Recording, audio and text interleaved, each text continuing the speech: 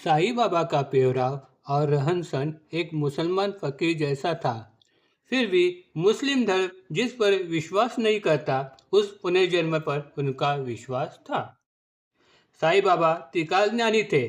किसी भी व्यक्ति का भूत, भविष्य, वर्तमान बताकर वह उसे चौंका देते थे।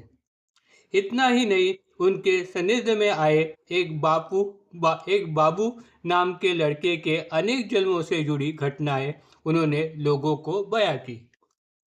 इस बारे में एक कथा मद्रास के बी नरसिंह स्वामी द्वारा लिखित devotees experience of Shri Sai Baba इस पुस्तिका में आई है। वो यह है, साईं के एक भक्त राव बहादुर साठे, उनके ससुरे दादा कहकर इनका बाबू यह एक भतीजा था। बाबा ने अपने एक भक्त दादा साहेब खापर्डे उन्हें बाबू के अनेक जन्मों की हकीकत बयान की। वो कुछ इस तरह से है। कई साल पहले की बात है। शिरडी में एक बूढ़े कट्टर धर्मवादी गोस्त 12 साल से रह रहे थे। उनकी पत्नी और बच्चे जालना में रहते थे। घर वालों की गुजारिश पर वो जालना चले गए। किसी वजह से उन्हें वहां अपने भाई के जवान लड़की के साथ शादी करनी पड़ी, जिससे उन्हें एक लड़का हुआ। जब 6 साल का था, तब वो गृहस्थ चल बसे।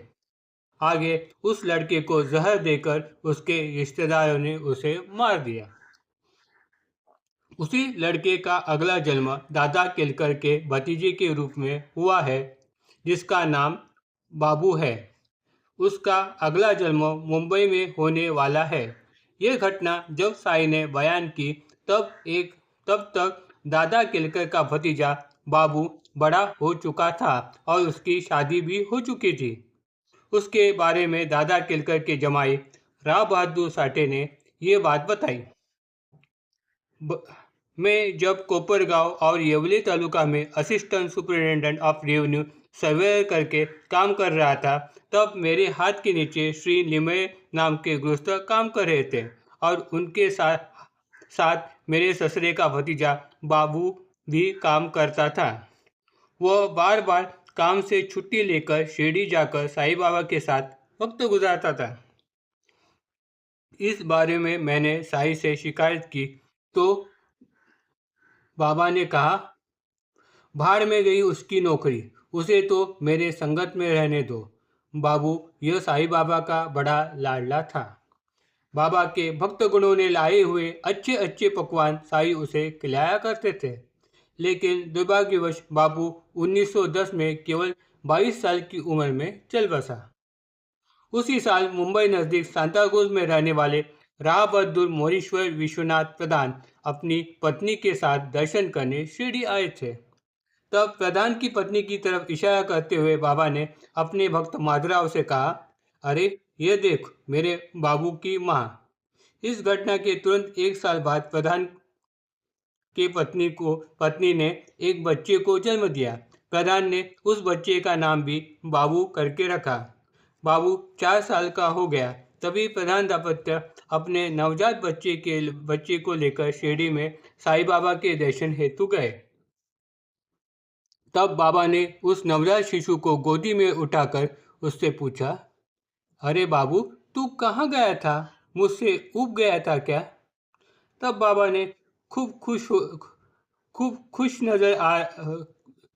खूब खुश नजर आ रहे थे। उन्होंने जेब से 2 रुपये निकालकर बर्फी मंगवाई और सारे भक्तगणों में बांट दी। मेरे बाबू का सुंदर बंगला बनेगा न्यारा, यह था साईं का सबको कहना। और सचमुच 1913 में प्रधान ने बाबू के पहले जन्मदिन पर एक सुंदर बंगला खरीद भी लिया।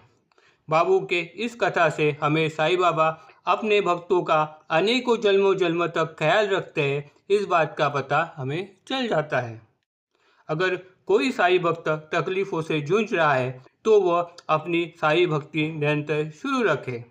साईं भक्ति और सेवा दान पुण्य से आज नहीं तो साईं भक्ति का फल उन्हें मिल ही जाएगा। यही इस कथा का तात्पर्य है। Om Sai Ram. Please like and subscribe my channel.